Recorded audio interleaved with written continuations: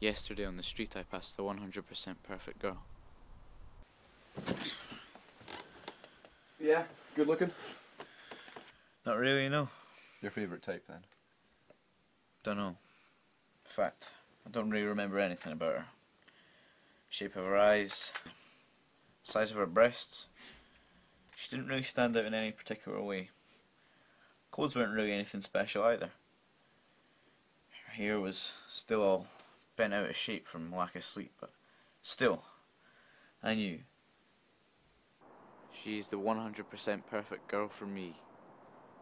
Well, I mean, you've got your own particular favourite type of girl? Slim ankles, say, or big eyes?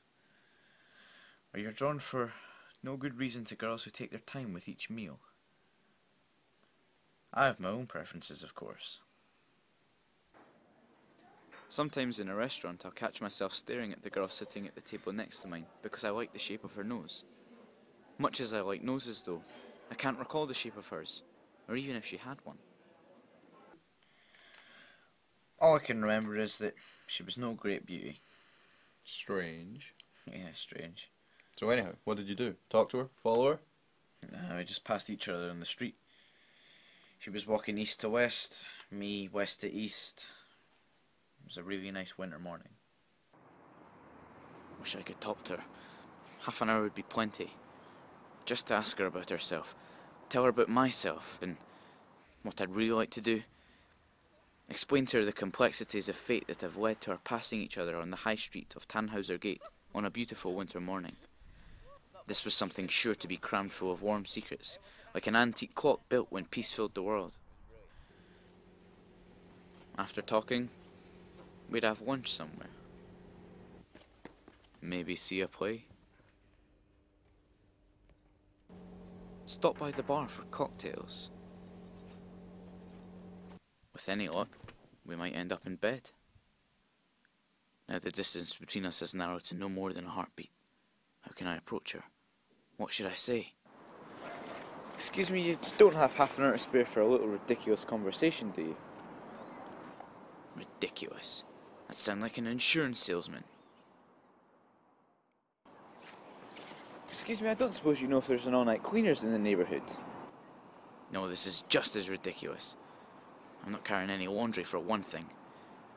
Who's gonna buy a line like that? Maybe the simple truth would do. Excuse me, you are the 100% perfect girl for me. Nah, she wouldn't believe it. And even if she did, why would she want to talk to me? Sorry. She might say. I may be the 100% perfect girl for you, but you're not the 100% perfect boy for me. Well, it could happen. If I found myself in that position, I'd go to pieces. I'd never recover from the shock. I think that's what getting older is all about. Maybe that's what life's all about. The things we never say. Of course, I know exactly what I should have said to her. Would have been a long story. Far too long for me to have delivered. The things I say are never practical. You can't leave it like that. Come on, what should you have said? Look, it would have started once upon a time and ended a sad story, don't you think? Okay. Once upon a time, there lived a boy and a girl.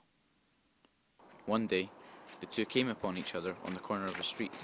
This is amazing. You may not believe this, but you are the 100% perfect girl for me. And you're the 100% perfect boy for me. Exactly how I've pictured you, in every detail. It's like a dream. They sat on swings, held hands, and told each other their stories hour after hour. They were not lonely anymore.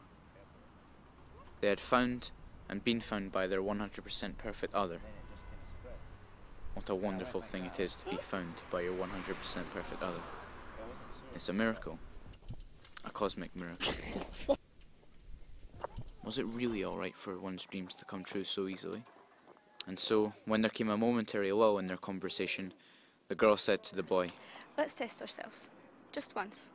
If we are each other's 100% perfect lovers, and sometime, somewhere, we'll meet again.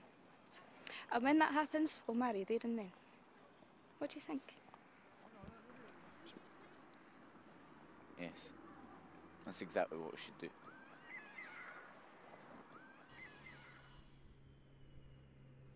And so they parted, she to the east and he to the west.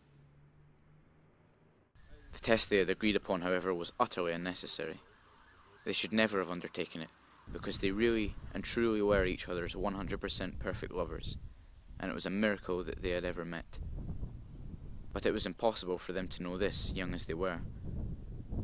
The cold, indifferent waves of fate proceeded to toss them unmercifully. As they grew, and the harsh reality of the world bore down upon them, their memories of earlier, happier times faded into the twilight of their mind's eyes.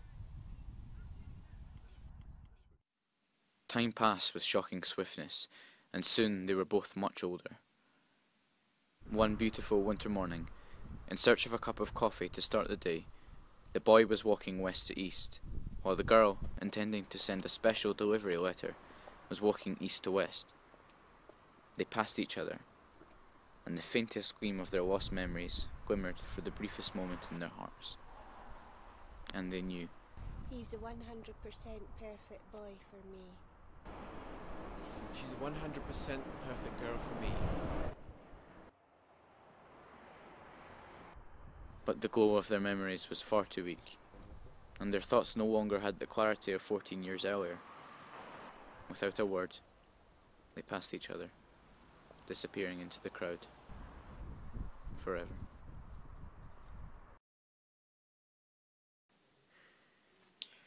A sad story, don't you think? Yeah, that's it. That's exactly what I should have said to her.